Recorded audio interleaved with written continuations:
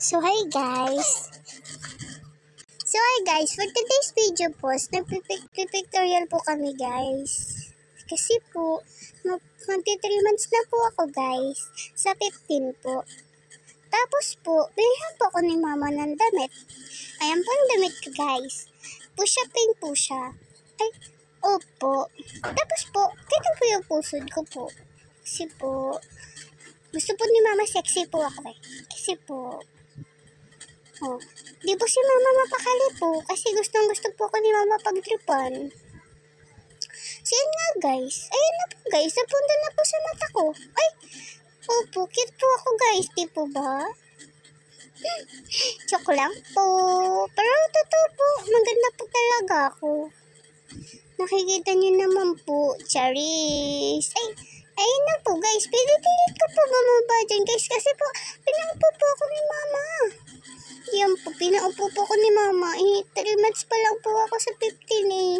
Kaya ayan po, gumagawa po ako ng paraan para po makababa po ako.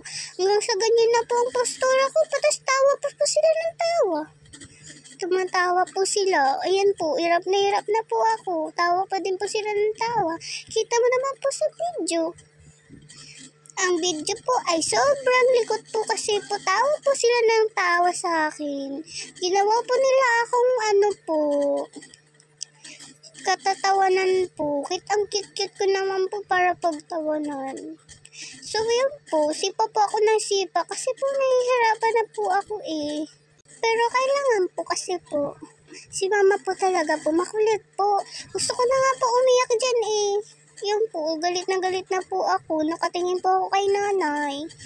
Kasi gusto ko na po magpabuhat. Si nanay lang naman po bumubuhat sa akin eh. Kapag ka nag-aaburido po ako. Kasi po, mama ko po, sobrang isip po ng pasensya po.